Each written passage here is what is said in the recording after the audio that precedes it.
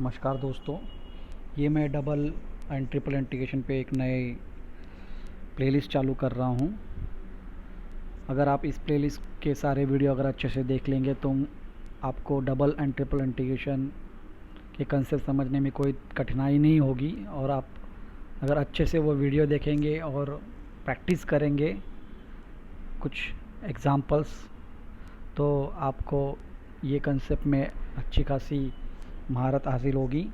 तो सबसे पहला वीडियो जो है हम देखेंगे कि ये डबल इंटीग्रेशन बेसिकली सॉल्व कैसे करते हैं। तो मैं एक एग्जांपल ले रहा हूँ, तो हम लोग उसमें पहले देखेंगे कि how to solve double integration. How to solve double integration, तो ये पहले हमें सीखना है। तो डबल इंटीग्रेशन में बेसिकली क्या है, पहले ही आपने सीखा है कि function of two variable x and y, just because we have seen the complex number, हमने देखा है कि जो कि x प्लस वाई में होता है वो दो वेरिएबल वाला फंक्शन है। और इस फंक्शन की value in terms of z में देखनी होती है, इसीलिए फंक्शन ऑफ टू वेरिएबल का कंसेप्ट आ चुका है।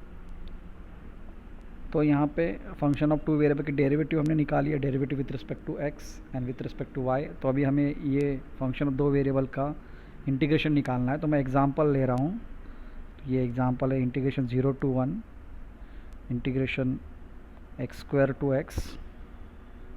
यहाँ पे फंक्शन है x y, x plus y d y d x, इस तरह से ये। तो ये मेरा दिया गया इंटीग्रल है, आपको बोला गया है सॉल्व करो। तो सॉल्व करने के लिए यहाँ पे सबसे पहले मैं आपको कुछ नोट्स देना चाहता हूँ। ये नोट आप थोड़ा दिमाग में अच्छे से डाल ले।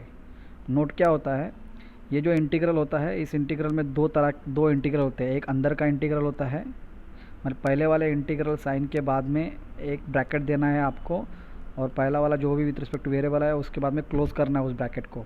तो इस तरह से आपको ये जो है, ये मैं जो डिनोट कर रहा हूँ, ये आउटसाइड इंटीग्रल बोलते हैं इसको बोलते हैं आउटसाइड इंटीग्रल बोलते हैं। और जो ये अंदर के ब्रैकेट के अंदर जो इंटीग्रल है इसे कहते हैं इनसाइड इंटीग्रल। तो आपको अच्छे से ये याद रखना है कि आउटसाइड इंटीग्रल कैसा है, इनसाइड इंटीग्रल कैसा है। जो भी अंदर का इंटीग्रल रहेगा उसे हम इनसाइड इंटीग्रल बोलेंगे, जो भी बाहर का इंटीग्रल रहेगा उसको हम आउटसाइड इंटीग्रल बोलेंगे। और यहाँ पे ये डेफिनेट इंटीग्रल है, तो अंदर वाले इंटीग्रल को भी लिमिट है, बाहर वाले इंटीग्रल को भी लिमिट है। तो यहाँ पे नोट ये है कि बाहर वाला जो भी इंटीग्रल है विथ रिस्पेक्ट टू एक्स है अभी, उसके अगर आप लिमिट्स देखेंगे तो नीचे एक नंबर है, ऊपर भी एक नंबर है, और वो दोनों कांस्टेंट नंबर है, कांस्टेंट। तो एक नोट ये है कि the limit of outside integral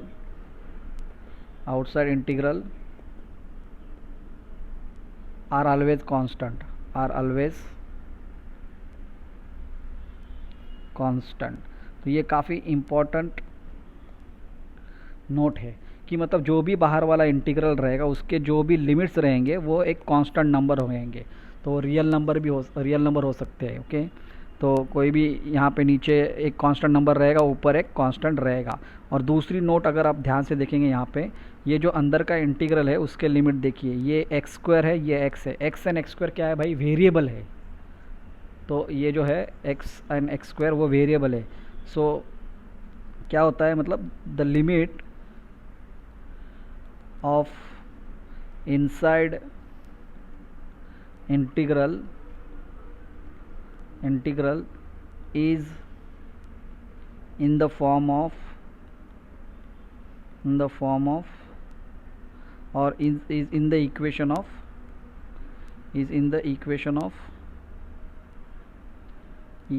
of outside integral variable.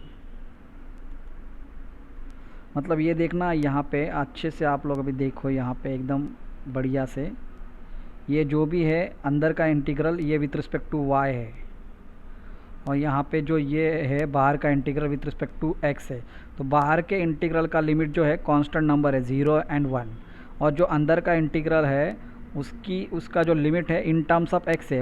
ये एक्स क्या है भाई, तो ये एक्स है आउटसाइड इंटीग्रल का वेरिएबल, मतलब जो भी इनसाइड इंटीग्रल रहेगा उसका लिमिट जो होगा जो भी आउटसाइड इंटीग्रल वेरिएबल है उसके एक्सप्रेशन में रहेगा।